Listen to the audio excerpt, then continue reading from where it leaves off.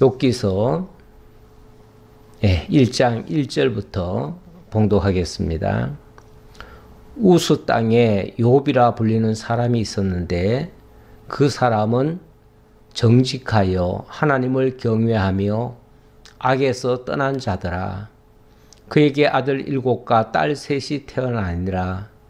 그의 소유물은 양이 7,000마리요 낙타가 3,000마리요 소가 500결이요 암나귀가 500마리이며 종도 많이 있었으니 이 사람은 동방 사람 중에 가장 훌륭한 자라.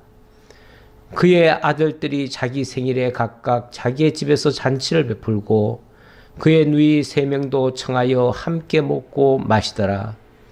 그들이 차례대로 잔치를 끝내면 욥이 그들을 불러다가 성결하게 하되 아침에 일어나서 그들의 명수대로 번제를 드렸으니 이는 욥이 말하기를 혹시 내 아들들이 죄를 범하여 마음으로 하나님을 욕되게 하였을까 함이라. 욥의 행위가 항상 이러하였더라. 항상 이러하였더라. 그의 신앙의 모습이 한결같았다. 사실 사람으로서는 이러기가 쉽지 않습니다. 보통 사람들은 좋을 때는 참 좋을 수 있습니다. 그러나 조금 환경이 나빠지면 당장 원망으로 돌아서는 경우도 있어요. 가끔씩 불끈불끈 화도 내고 무슨 일만 있으면은 무슨 일만 만나면 또 낙심하기도 하고 뭐 하루에도 몇 번씩 올라갔다 내려갔다 하는 그런 파도를 치는 경우가 상당히 많습니다. 어찌 보면 이 땅에 사는 사람들로서는 어쩌면 당연하다라고 생각하고 대부분 그럴지라도 그냥 인정하고 넘어가는 형편이지요. 실제로 세상은 우리들 뜻대로 되지 않습니다. 그러다 보니 뭐 일이 좀 잘 풀릴 때는 너무너무 기분이 좋고 또 조금만 안 좋은 일이 발생하면 그것 때문에 정말 콧바뜨리고 이렇게 있기가 쉬운데 욥의 이 행위는 항상 일정하게 어떤 경우에도 하나님을 떠나지 아니하고 누구를 탓하지 아니하고 정말 하나님 의지하면서 늘 하나님 경외하는 마음으로 그렇게 산다는 거 쉽지 않습니다. 그러다 보니 이 말씀이 언뜻 보기에는 좀 현실성이 없어 보이기도 하다. 이렇게 또 말하는 사람들도 있습니다. 그래서 이거는 실제 사건이 아니라 누가 지어낸 이야기 아닌가 이렇게까지 오해를 할 수도 있어요.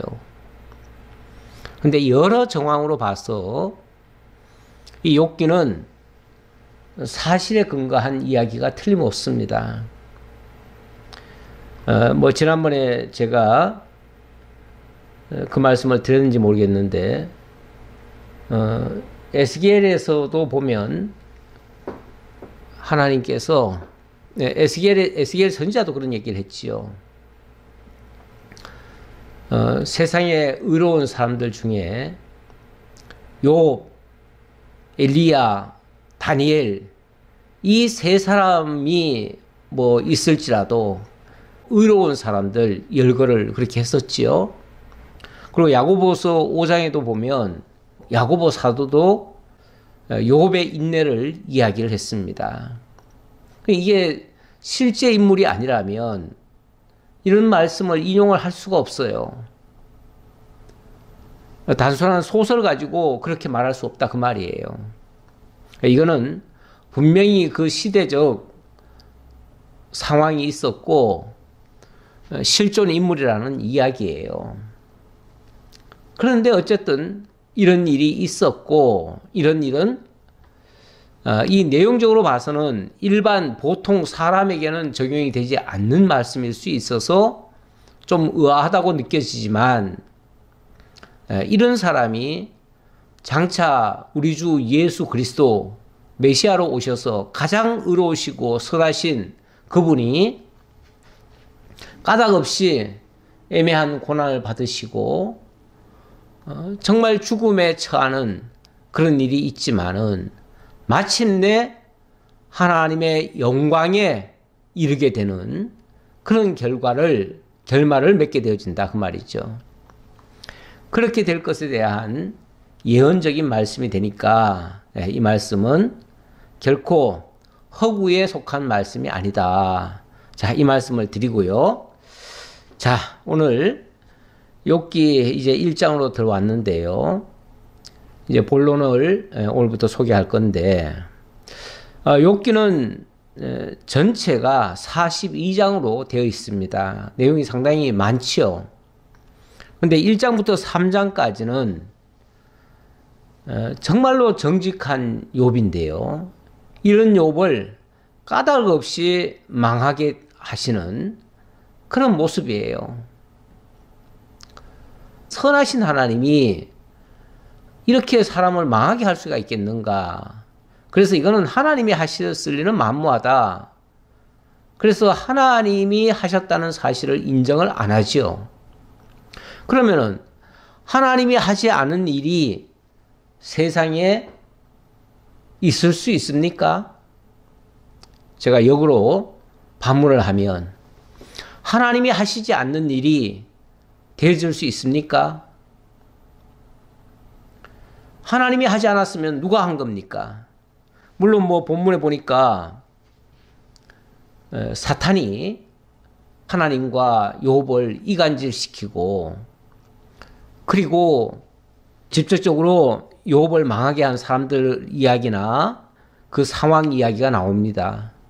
거기에 보면 뭐 구스 사람이 오고 뭐 스바 사람이 오고 또 어딥니까? 또 바벨론 갈대아 사람들이 오고 또 바람이 갑자기 태풍이 불고 뭐 별의별 악조건들이 다 생기죠. 그러면은 바람이 망했다고 얘기해야 되겠습니까? 아니면 바벨론 사람들이 망하게 했다고 얘기를 해야 되겠습니까?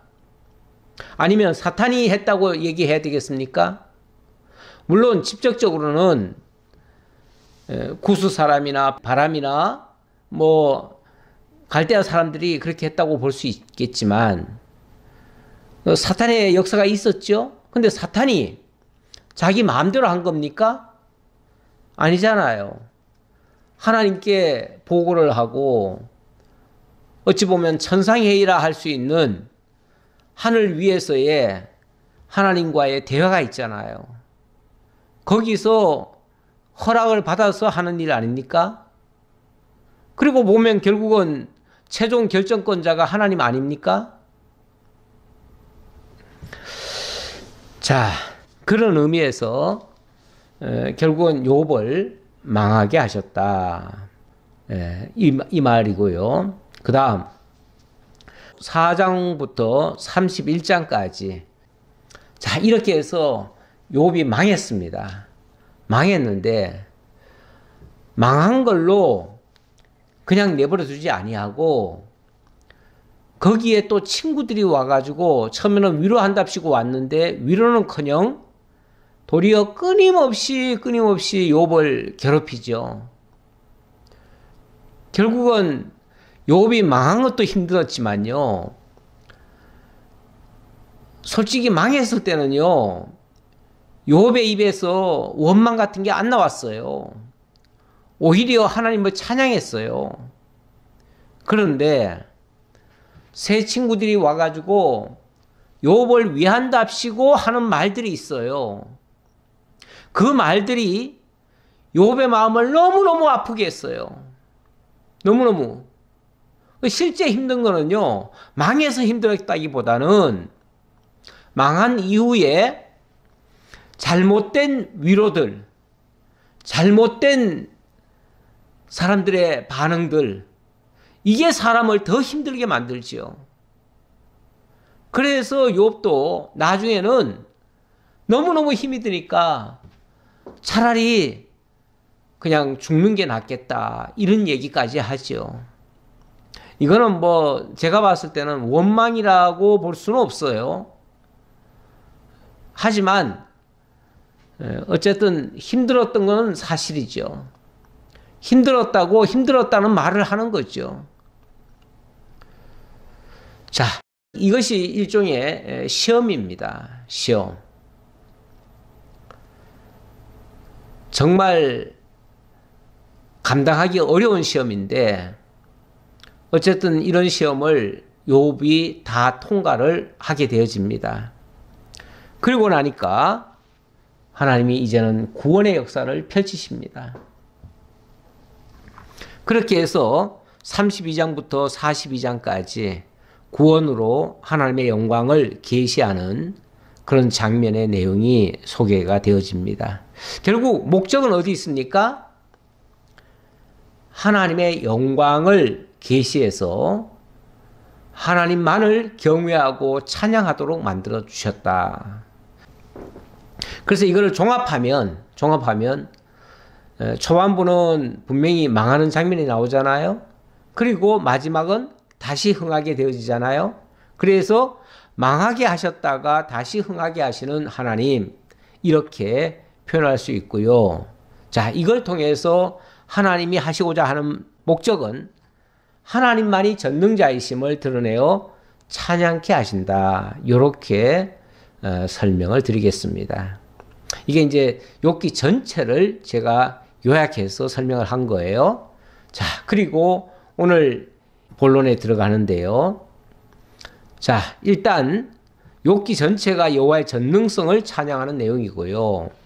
그 가운데 욥을 망하게 하신 여호와의 말씀이 1장부터 3장에 소개되고 있습니다. 근데 어떻게 망하게 하시는가? 여기 보니까 하나님을 경외하며 정직한 삶을 살았던 욥의 모습을 소개합니다. 일단 이 본서의 주인공이라 할 수 있는 욥을 소개하는 장면이에요. 자, 1장 1절 보겠습니다. 우스 땅에 욥이라 불리는 사람이 있었는데 그 사람은 온전하고 정직하여 하나님을 경외하며 악에서 떠난 자더라. 온전하고 정직해서 하나님을 경외하며 악에서 떠난 자다. 사실 이 세상에서는 이런 사람 찾기 어렵습니다. 어려운 게 아니라 없지요. 없어요. 뭐 예루살렘 성 안에 의인 10명만 있으면 내가 이 성을 멸하지 않겠다라고 하나님께서 예레미야 선지자에게 말씀하신 바가 있습니다.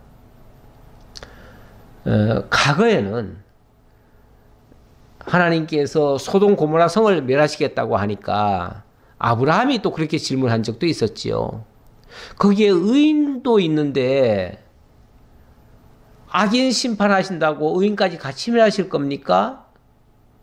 그러면서 의인이 50인이 있을지라도 멸하시겠습니까? 라고 반문을 합니다. 그랬을 때 하나님은 50명이 있어도 내가 멸하지 않겠다.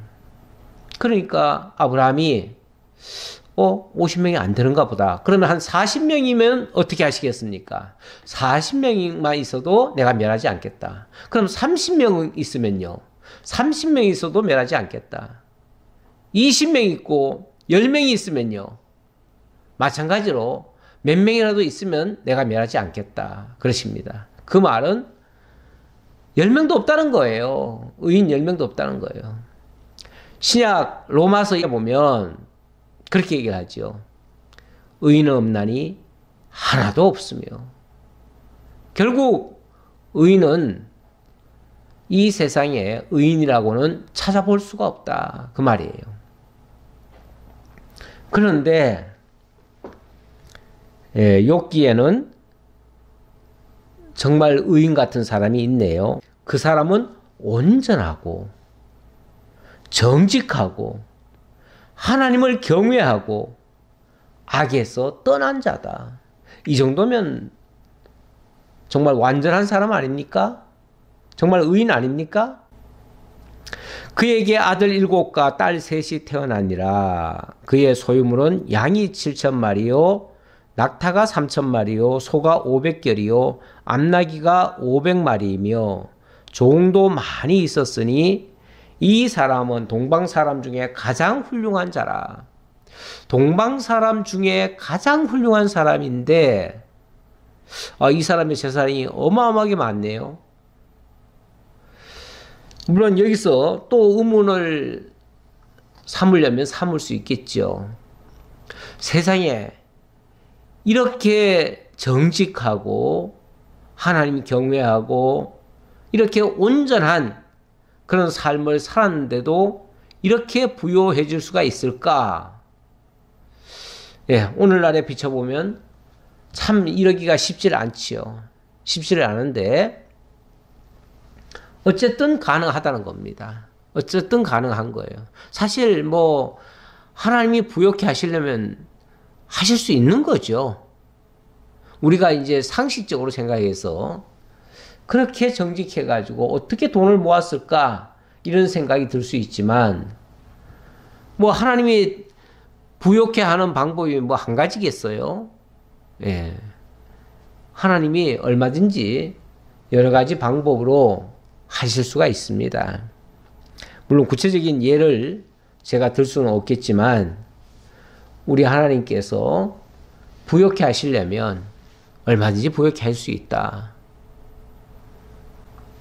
자, 어쨌든 이 사람은 무슨 사기를 쳐서 그렇게 했다는 게 아니고 정말 정직하게 일을 했고 또 그 일을 통해서 이 많은 재산도 많아지고 또 자녀도 10명이나 얻게 되는 이런 정말 복된 가정, 행복한 가정을 꾸리고 살던 사람입니다.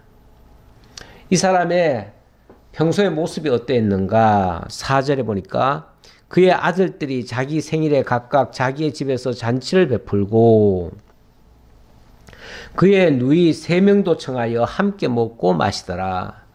얼마나 형제간에 우애가 있는지 심지어는 결혼한 그래서 누이들까지도 다 청해서 함께 먹고 마시는 정말 이렇게 행복한 가정을 이루고 살고 있었어요. 그들이 차례대로 잔치를 끝내면 욥이 그들을 불러다가 성결하게 하되 아침에 일어나서 그들의 명수대로 번제를 드렸으니 이는 욥이 말하기를 혹시 내 아들들이 죄를 범하여 마음으로 하나님을 욕되게 하였을까 함이라. 욥의 행위가 항상 이러하였더라. 항상 이런 자세, 항상 하나님 앞에서 정직한 자세. 왜냐하면 우리가 왜 흔히 잔치 때나 즐거울 때 그럴 때는 막 먹고 마시잖아요. 먹고 마시다 보면 사람들이 그 유흥에 취하는 경우가 있습니다. 그 취해버리면은 사람이 제정신을 잃어버려요. 그러다 보니 실수가 많이 나오지요. 때로는 본성대로 행동이 나오지요. 이렇게 되어지면 많은 사람들에게 민폐를 끼칠 수도 있고 또 그것이 결국은 하나님께 욕을 돌리는 이런 경우도 있을 수가 있어요. 그런데 그럴 때마다 이 욥은 혹시라도 내 아들 중 또는 내 딸 중에서 이런 잘못이 있었다면 하나님 용서해 주옵소서 하고서 늘 번제를 드리는 뭔가 희생제사를 드리는 이런 모습을 보였다는 거예요. 이거 쉽지 않습니다. 우리가 때때로 한 번씩 생각이 나면 뭔가 잘못을 반성도 하고 회개도 하고 정말 진하게 눈물까지 흘려가면서 그렇게 하는 경우가 있습니다. 하지만 항상 그럴 수는 없어요. 어쩌다 한 번씩은 그럴 수 있어도 항상 그럴 수는 없다 그 말이에요.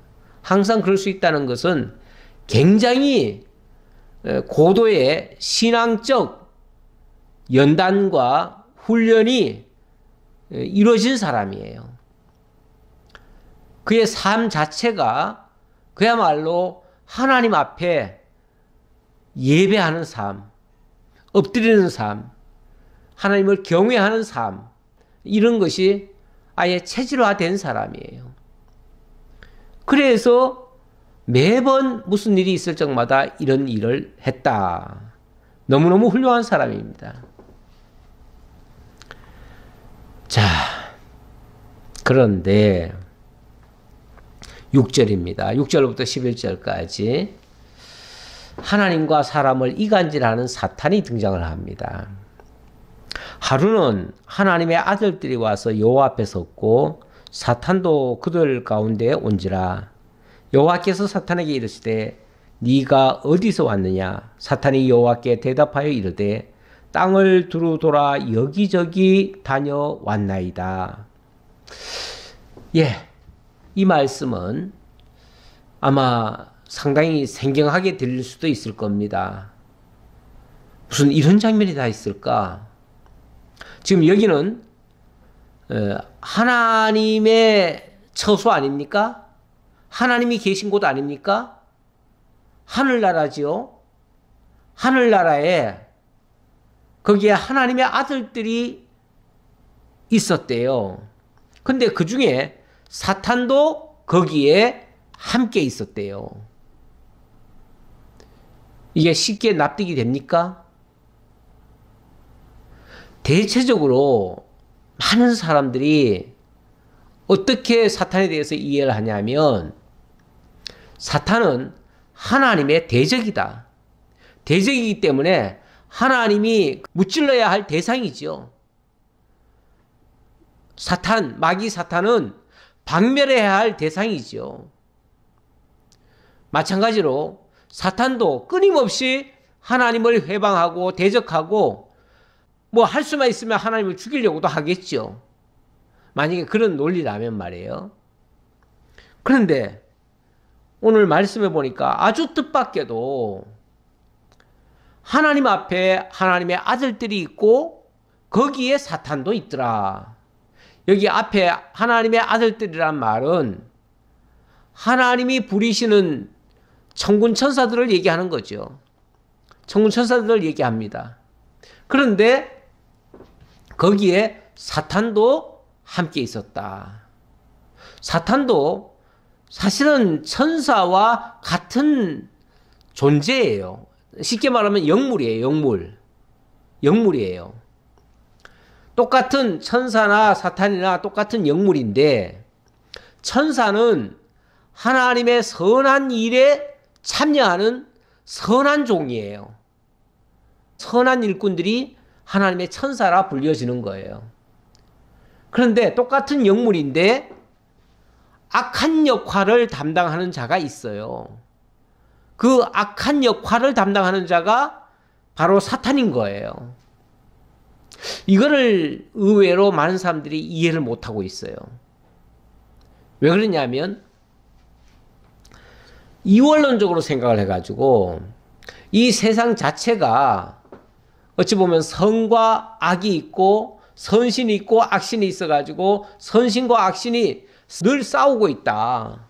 그 싸우는 가운데에 우리 인간들이 있어가지고 하나님과 악한 영이 늘 싸우는 그 과정에 우리 인간들이 끼어 있다 보니까 마치 고래 싸움에 새우등 터지듯이 우리가 당하고 있다 그 말이죠. 사탄에게 당하고 있고 때로는 하나님이 우리를 도와주셔야 되는데 때로는 사탄 때문인지 어쩐지 자관 잘 못 도와줄 때도 있잖아요. 그렇게 느끼잖아요, 사람들이. 왜 그러잖아요. 하나님 앞에 기도할 때 하나님이요, 하나님이 왜 잠자코 계십니까? 왜 나를 안 돌아보십니까? 내가 이렇게 지금 죽게 됐는데 왜 안 돌아보십니까? 왜 안 도와주십니까? 하나님 도와주시옵소서, 도와주시옵소서 그러잖아요. 그리고 사탄은 정말 박멸해야 될 대상으로 여기고 가끔 그 하나님의 아들이 온 것은 마귀의 일을 멸하려 하심이라, 이 말씀 가지고 예수님이 이 땅에 오신 것은 마귀 박멸하러 왔다, 이렇게 생각을 하는데, 좀 냉정하게 생각을 봅시다. 만약에 예수님이 오셔가지고 마귀를 박멸하려고 오셨다면 그럼 박멸했어야지요. 박멸했으면 지금쯤 마귀가 활동을 못해야지요. 왜? 박멸이 됐으니까. 그런데 지금 마귀가 활동을 안 합니까? 마귀가 끊임없이 지금도 택한 백성이라도 할 수만 있으면 미혹해서 멸망시키려고 우는 사자같이 지금도 삼킬 자를 찾고 있잖아요. 베드로 사도의 말씀처럼. 지금 사단이 얼마나 활개를 치고 있는데요. 오히려 하나님의 역사는 때때로 잘 안 보이고요. 사탄의 역사는 훨씬 더 크게도 느껴져요. 얼마나 세상이 악한 일이 많은데요. 이게 다 사탄이 하는 거 아니에요?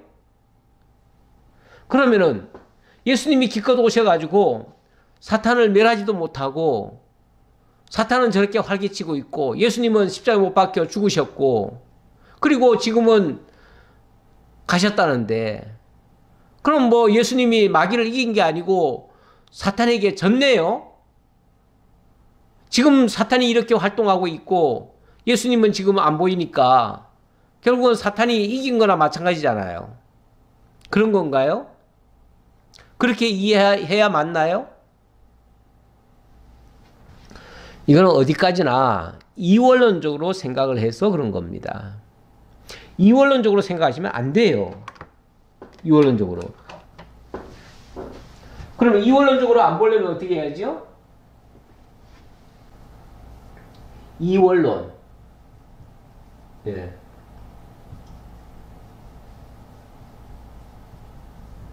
이원론이라는 말은 근원이 둘이다, 그 말이에요. 쉽게 말하면 선신과 악신, 이런 대립 구조로 놨을 때 그걸 이원론이라고 그래요.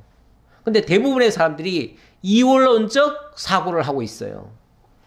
근데 성경은 분명히 말씀하시지만 참신은 여호와밖에 없어요. 유일무이한 참 하나님 한 분밖에 없어요. 나머지는요, 다 지음받은 것들이에요. 천사도 다 지음받았고요, 사탄도 지음받은 존재예요. 근데 이걸 또 이해를 못 하더라고요. 아니, 하나님이 선하신 하나님인데 왜 사탄 같은 악한 것을 지었겠냐고. 사탄은 지음받은 게 아니라 스스로 그렇게 악해졌다고. 하나님이 되려고 스스로 악해졌다고. 이렇게 또 말하는 사람들이 있어요. 아니, 그러면은 하나님이 짓지도 아니한 것이 지 마음대로 힘을 키워가지고 하나님을 대적하려고 한다고요? 그거야말로 하나님을 무시하는 얘기죠. 하나님이 짓지 아니한 것은 세상에 없습니다. 다 하나님이 지으셨어요. 아니, 에덴 동산에 첫사람 하나님이 지어놓고 에덴 동산에다가 하나님 뭘 두셨습니까? 뭐 온갖 것이 다 있게 해놓고요. 그리고 동산 중앙에다가 생명나무와 선악을 알게 하는 나무, 이 두 나무를 하나님 두셨죠. 그리고 생명나무의 열매를 먹으면 영생할 것이고 선악을 알게 하는 나무의 열매를 먹으면 정령 죽으리라, 이렇게 말씀하셨어요. 자, 그러면은 생명나무는 좋은 거라고 합시다. 선악을 알게 하는 나무는 좋은 겁니까? 나쁜 겁니까? 그거는 사람을 자칫하면 그거 먹고 죽을 수도 있으니까 마치 독약 같은 거 아니에요? 독버섯 같은 거 아니에요? 그거 먹으면 죽는 거예요. 근데 하나님이 또 그걸 어떻게 만들어 놓으셨냐면 보기에 좋고 정말 먹음직스럽고 또 지혜롭게 할 만큼 탐스럽다 그랬어요. 하나님이 선악을 알게 하는 나무의 모습을 훨씬 더 이쁘게 만들어 놨어요. 그러니 뱀이 와가지고, 또 뱀은 또 누가 지었습니까? 뱀도 하나님이 지으신 들짐승 가운데 가장 강교한 것이 뱀이더라 그랬잖아요. 하나님이 분명히 지었어요. 근데 하나님이 지은 그 뱀이 옆에 와가지고 뭐라고 그럽니까? 하나님이 참으로 이 열매를 먹으면 죽는다고 하더냐? 그렇다 그러니까. 보지도 말라 그랬다고 그러니까. 아니야. 너 그거 먹으면 하나님같이 될 수 있어. 이렇게 속여가지고 하와로 하여금 먹고 남편에게도 주어서 결국은 아담이 정령 죽게 만들어버린 거 아닙니까? 그러면 결과적으로 그 선악을 알게 하는 나무도 나쁜 거 아니냐 그 말이죠. 그리고 그 뱀도 나쁜 거 아니냐 그 말이죠. 그런데 왜 하나님이 지었습니까? 그리고 하나님이 지어놓은 그 동산 안에 왜 그런 것들이 있습니까? 모든 것은 하나님이 당신의 선한 목적을 두고 지으셨고, 그러다 보니 하나님이 선악을 알게 한다는 이 말도 하나님의 개념 속에 있는 건데요. 선악이라고 하는 것이 하나님 안에 있는 거예요. 하나님의 생각 속에 있는 거다 그 말이에요. 선악이 뭔데요? 선악이라고 하는 거는요, 우리가 생각하는 그런 선악 개념이 아닙니다. 그 선자가요, 좋을 선도 됩니다. 예, 선할 선만이 있는 게 아니라 좋을 선도 돼요.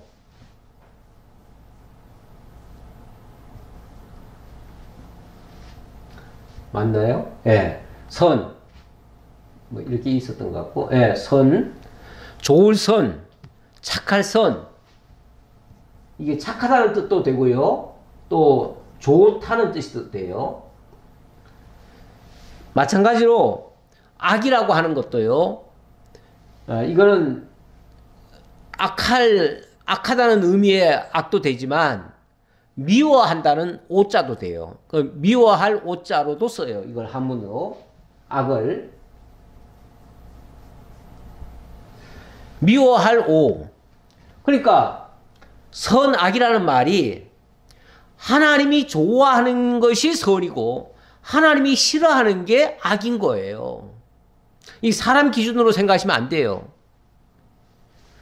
우리는요, 우리한테 잘해주면 저 사람 착하다, 선하다 이렇게 얘기하고요.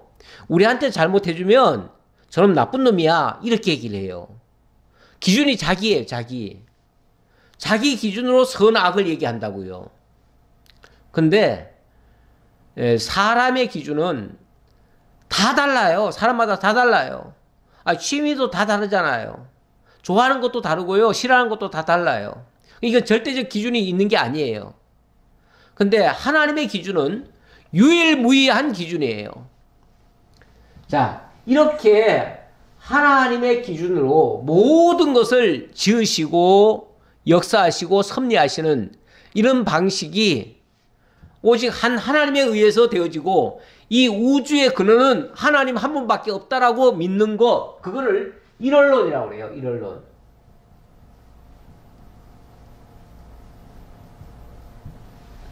자, 일원론적으로 성경은 그래서 일원론적으로 봐야 됩니다.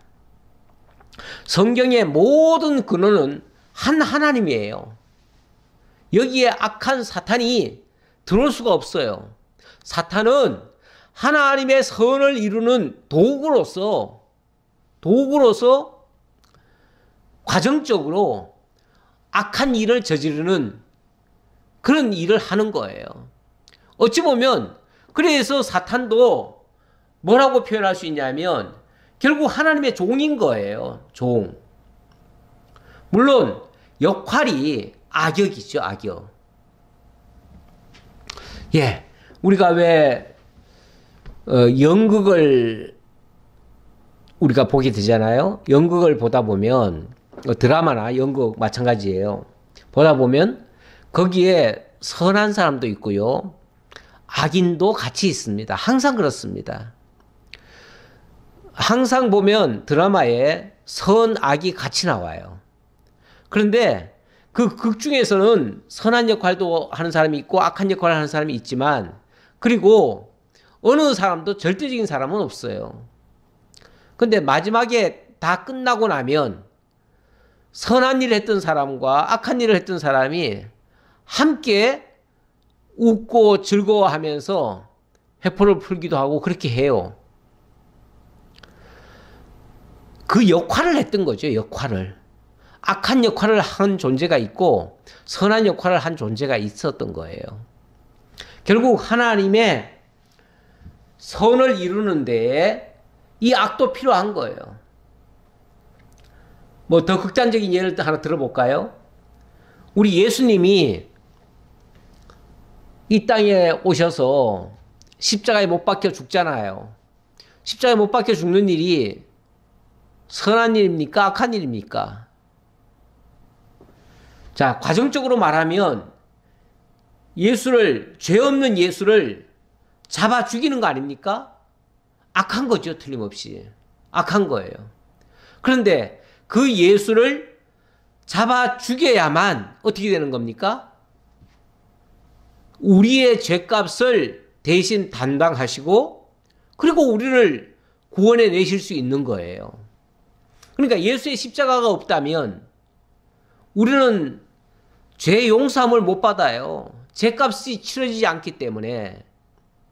그래서 어찌 보면 예수님이 십자가에 못 박혀 죽는 거는 분명히 악한 일 같은데 그러나 그 결과는 우리를 구원해 내시는 역사를 하시는 거예요.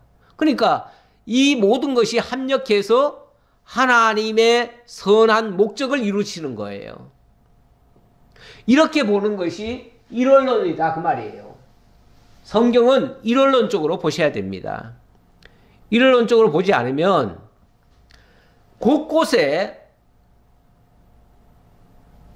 곳곳에서 난제를 만나게 돼요. 해석이 안 돼요. 해석이. 이원론 쪽으로 보니까 해석이 안 되는 거예요. 그러나 일원론적으로 하나님이 다 하셨다라고 이렇게 해석을 해버리면 해석 안 되는 게 없어요. 다 돼요.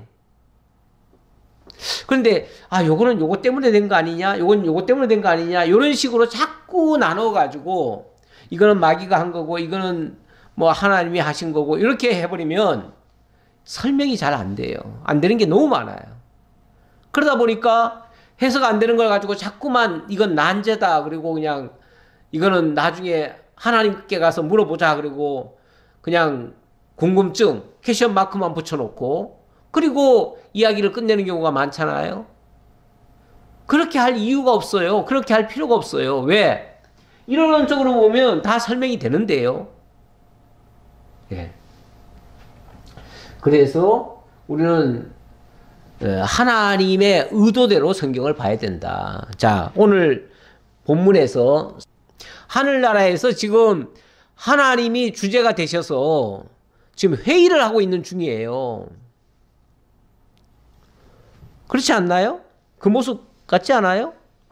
예. 하루는 하나님의 아들들이 와서 여호와 앞에 섰고 사탄도 그들 가운데 온지라. 거기서 하나님이 그들에게 묻고 답을 얻고 이러시잖아요. 너 어디 갔다 왔느냐? 너 뭘 했느냐? 이런 거 물으시잖아요. 그랬더니 또 사탄이 또 대답을 하네요.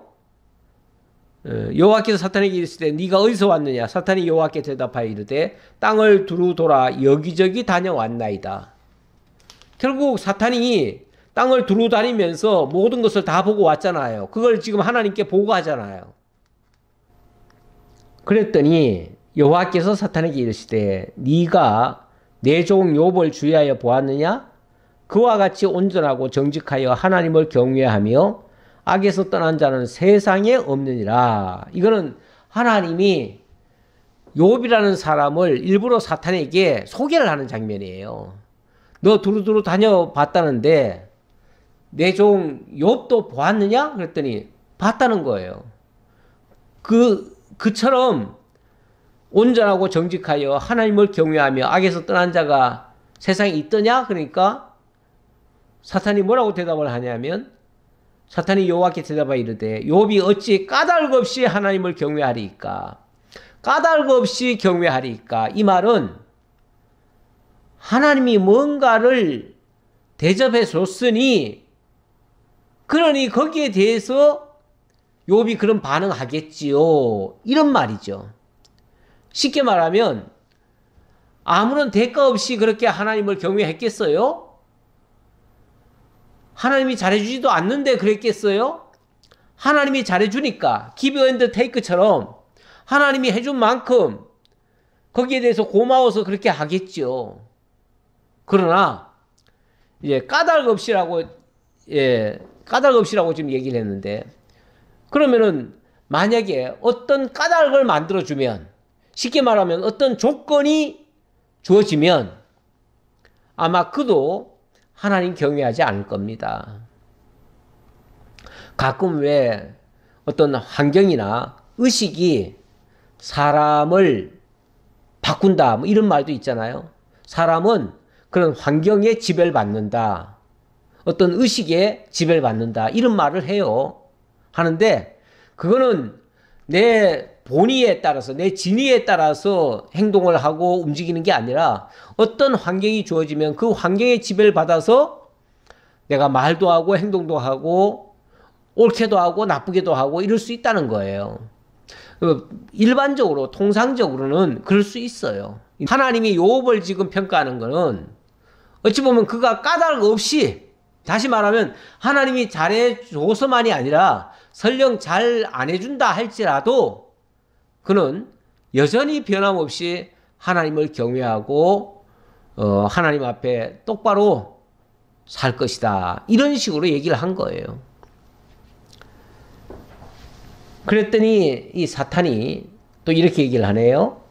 주께서 그와 그의 집과 그의 모든 소유물을 울타리로 두르심 때문이 아니니까.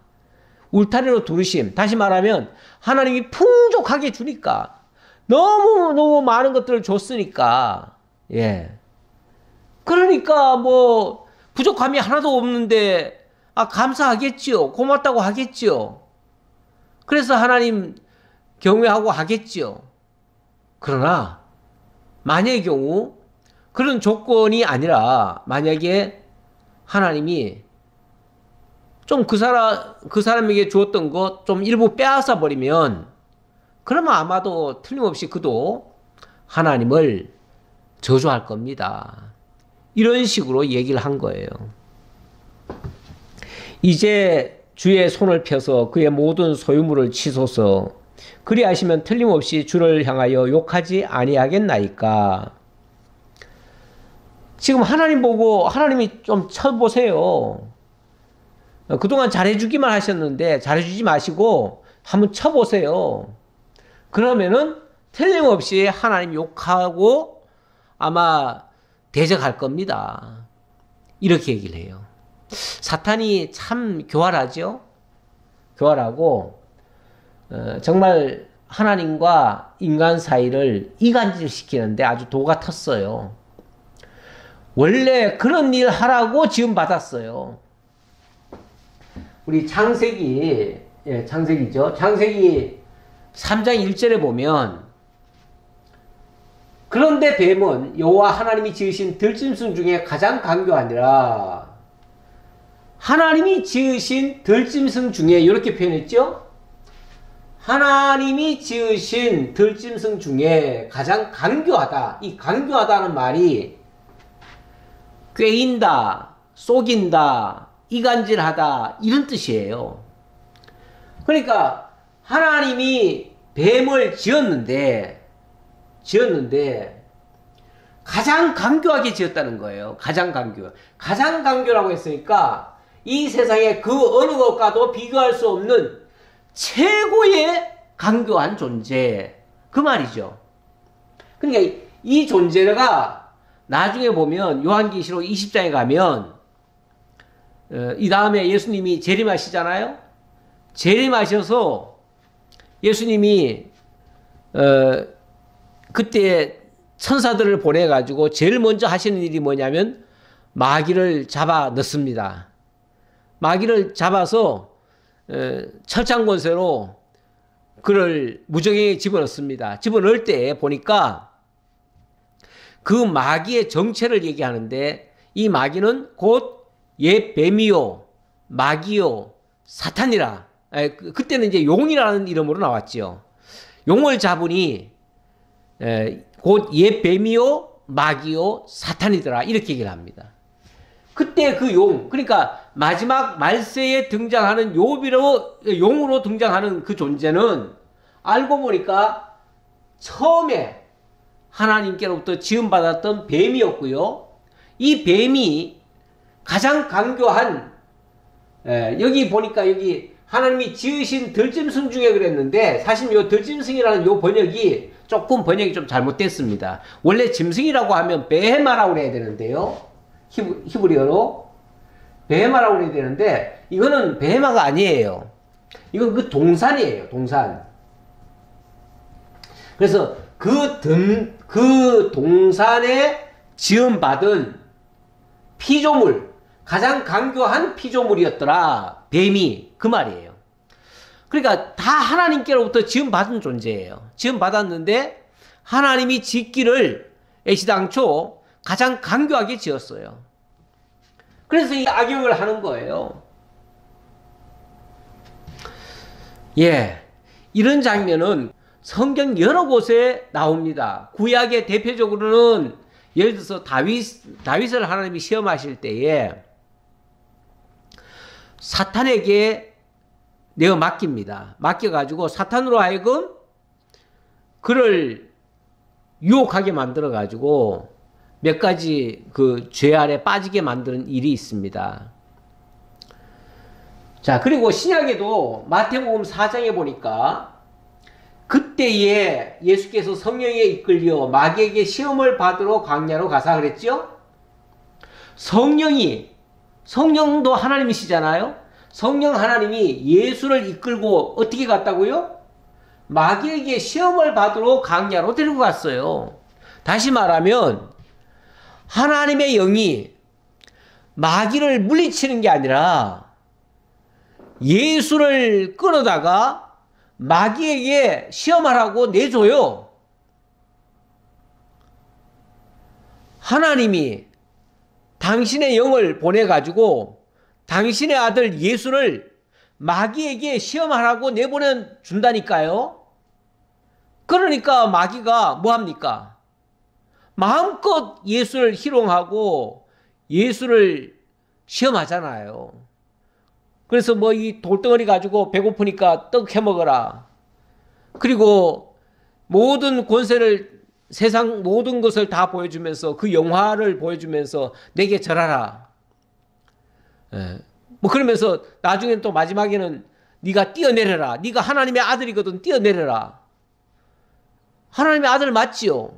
그러나 그런 식으로 하나님을 시험하면 안 되지요. 그래서 사탄아 물러가라.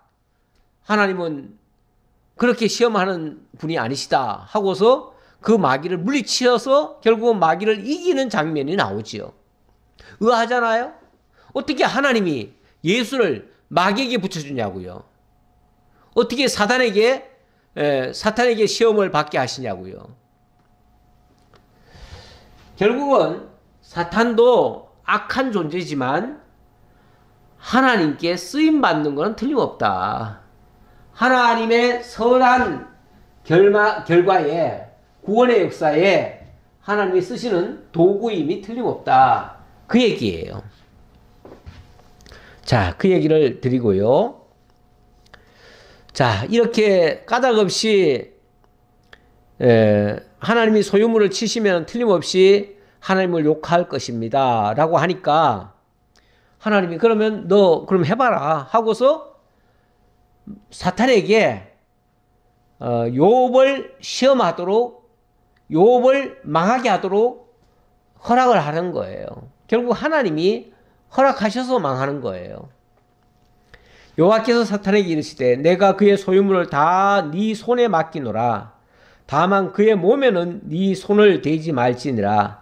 사탄이 곧 여호와 앞에서 물러가니라. 어찌 보면 모든 소유, 재산 다 맡겨버렸어요. 그래 놓고는 다만 그 몸에는 손을 대지 말아라.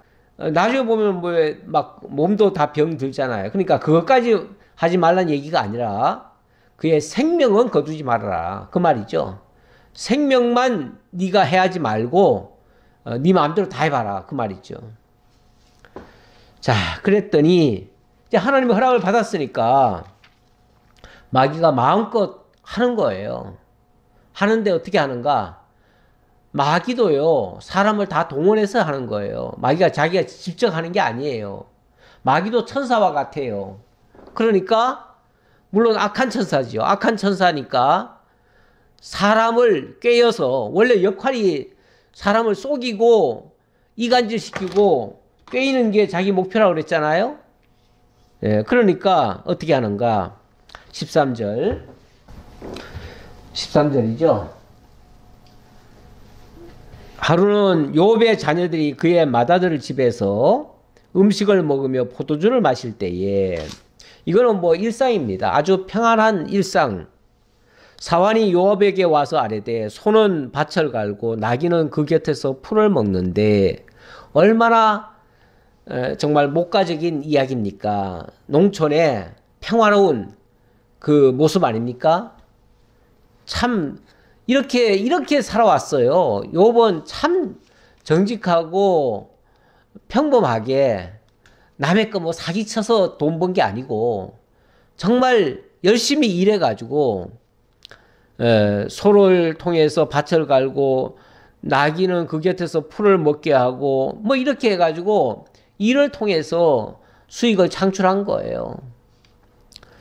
그런데 15절 스바 사람이 갑자기 이르러 그것들을 빼앗고 칼로 종들을 죽였나이다. 나만 홀로 피하였으므로 주인께 아뢰러 왔나이다. 다 망하는 중에 한 사람은 꼭 살려놓네요. 그거는 욥에게 보고하라고요. 이런 보고는요, 욥이 차라리 모르는 것보다도 더 속상할 일이에요. 우리가 보고를 받는데 계속 안 좋은 보고만 받는다? 사람이요, 죽어요. 미쳐요. 예. 차라리 나쁜 거는요, 안 보는 게 나아요. 안 보고 안 들으면 그렇게 속상하지는 않아요. 그런데 다 보고, 다 듣고, 그리고 그 뼈아픈 이야기들 다 듣고 그냥 그 고통을 내가 감내하려면, 이겨내려면 정말 힘들어요. 그가 아직 말하는 동안에 또 한 사람이 와서 아뢰되 하나님의 불이 하늘에서 떨어져 양과 종들을 살라 버렸나이다. 나만 홀로 피하였으므로 주인께 아뢰러 왔나이다. 자, 이번에는 이거는 어찌 보면 천재지변 같은 이야기죠. 하늘에서 갑자기 불이 내려왔대요. 불이 내려오더니 완전히 와르르 다 태워버리더라는 거예요. 다 태워버리고 또 놀랍게 여기서도 한 명만 살려가지고 욥에게 와서 보고하게 만드네요. 야, 이거는 욥을 미치게 만드는 거죠. 미치게 만드는 거예요.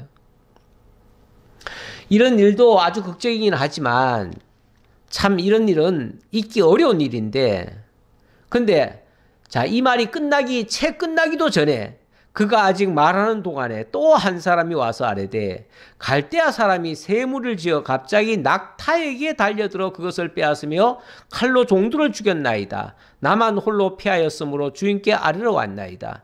이 낙타에게 달려들었다 하는 말은요, 원래 그 중동 사람들이 낙타를 타고 멀리 그 무역을 하러 나갑니다. 왜냐하면 이 낙타는요, 그 사막지대에 아주 최적화된 동물이에요. 보통 몸속에다가 물주머니를 두어가지고요, 뭐 아주 심하게는요, 한 달 동안 물을 안 먹어도 살 수 있는 동물이에요. 제가 정확히는 알 수 없습니다만은 자관 장기간 물을 안 먹고도 살 수 있는 동물이에요. 그래서 경우에 따라서는요, 그 동물도 아주 튼튼하고 사막을 아무리 그 뜨거운 데를 가도 발바닥이 다 이겨내요. 그리고 물을 안 먹어도 되고요. 그리고 진짜 사람이 만약에 물이 떨어져 가지고 다급하면요, 그 낙타 한 마리 잡아가지고 낙타 속에 있는 물주머니 물을 사람이 꺼내 먹기도 해요. 뭐 어차피 사람은 살아야 되니까. 사람은 물이 조금만 없어도 죽잖아요. 네. 그만큼 이 상인들에게는요, 낙타가 없어서는 안 될 동물이에요. 사람이 타고도 다니죠. 물건도 많이 실을 수 있죠. 또 그 사막에서 어떤 경우에도 지치지 않고 갈 수 있는 그런 동물. 얼마나 귀한 동물이에요. 그런데 갈대아 사람들이, 그러니까 아마 갈대아 지역으로 무역을 갔던 것 같아요. 갈대아 지역이 이제 동방 쪽이잖아요. 그쪽으로 무역을 갔는데 거기 갔던 사람들이 하루아침에 다 망했다는 거예요. 다. 폭삭망해버렸어요. 다 갈대아 사람들한테 다 그냥 빼앗기고 그리고 다 죽어버렸어요. 거기에 대항한 사람들은 다 죽고 어떻게 자기 혼자 겨우 살아가지고 도망쳐 나온 거예요. 그래서 보고를 했어요. 자, 이렇게 극심한 환란이 갑자기 닥쳐온 거예요. 지금 열거한 것만 해도 한 3가지죠, 3가지? 3가지 일이 그냥 겹친 거예요, 겹쳤어요. 이렇게 겹치면요, 사람 미칩니다. 미쳐요. 근데 희한하게 또 보면 안 좋은 일은요, 계속 또 겹치더라고요, 희한하게. 안 겹치면 좋은데 겹쳐요. 참 이렇게 절망스럽고 악한 상황에서 또 하나님의 크신 또 영광을 보게 되긴 해요. 그래서 우리는 또 기대를 할 수 있기는 한데 어쨌든 이 일을 당하는 욥의 입장에서는 너무너무 고통스러운 거죠. 너무 고통스러운 거예요. 그런데 한 가지 제가 설명을 드리고 말씀 마칠게요. 베드로전서 3장 14절 말씀인데요. 이렇게 정직하고 이렇게 훌륭한 사람이 이렇게 까닭 없이 징계를 맞으면 이건 뭔가 좀 불합리하지 않겠나 이렇게 생각이 들 수도 있죠. 이건 뭐 좀 옳지 않지 않느냐. 그런데 그런 생각을 한다면 인과응보 사상에 의해서 아까 얘기했듯이 이원론적인 사고에서 인과응보적인, 그래서 선한 일을 하면 복받고 악한 일을 하면 벌받고, 그런데 선한 일을 하고 이렇게 저주받는다면 이건 뭔가 안 맞잖아요. 인과응보 논리에 안 맞잖아요. 이원론적 사고에 안 맞잖아요. 그래서 이걸 이해를 못해요. 이해를 못하는데 우리 성경적으로 보면요, 의인이면서 의롭게 행동하면서 선한 일에 참여하면서도 고난받는 사람이 많아요. 많아요. 뭐 당장 멀리 갈 것도 없이 예수님의 12제자들 나중에 복음 전하는 선한 일만 했잖아요. 그런데 어떻게 됐어요? 다 죽임당하고 다 순교당했잖아요. 자, 베드로 사도는 이렇게 말을 하네요. 그러나 의를 위하여 고난을 받으면 복 있는 자니, 의를 위하여 고난을 받는다면 그 사람은 저주받은 게 아니고 복 있는 거다, 이렇게 얘기를 해요. 선을 행함으로 고난받는 것이 하나님의 뜻일진데 악을 행함으로 고난받는 것보다 나으니라. 그렇죠. 우리가 악한 일을 해가지고 그 죄값으로 벌받는 게 좋겠어요? 아니면은 선한 일을 했는데 까닭 없이 이유는 불문하고 고난받는 게 낫겠어요? 어느 게 낫겠어요? 물론 당하는 사람 입장에서 내가 뭘 잘못했길래 내가 이런 고난을 받아야 되느냐 하고서 억울할 수는 있겠지만, 그러나 정확히 말하면 죄 짓고 받는 거는요, 그거는 그냥 마땅한 거예요. 그런데 하나님 쪽에서 봤을 때는 선을 행하고 고난받는 것이 하나님의 뜻이래요. 그게 오히려 더 나은 거다, 그 말이에요. 그러면서 예를 들기를 그리스도께서도 단번에 죄를 위하여 죽으사 의인으로서 불의한 자를 대신하였으니 이는 우리를 하나님 앞으로 인도하려 하심이라. 그 대표적인 케이스가 바로 예수님의 의를 행하시고 고난받으신 장면입니다. 그래서 이 욥기도요, 욥기도 결국은 우리 주 예수 그리스도와 연결해서 이해를 하자면 그리스도의 삶의 모습을 예표적으로 보여준 사람이다, 그 말이에요. 선을 행하고 의를 행하고 정직하고 정말 남을 해치지 않았지만 그러나 악한 사단에 의해서 그 유혹을 받고 시험을 당하고 이렇게 정말 망하는 자리까지 내려가는 일. 그런데 여기서 머무는 게 아니고 그 다음은 더 기대할 만한 내용이 있습니다. 이 내용은 우리 다음 주에 또 계속 이어서 살펴보도록 하겠습니다. 기도하겠습니다.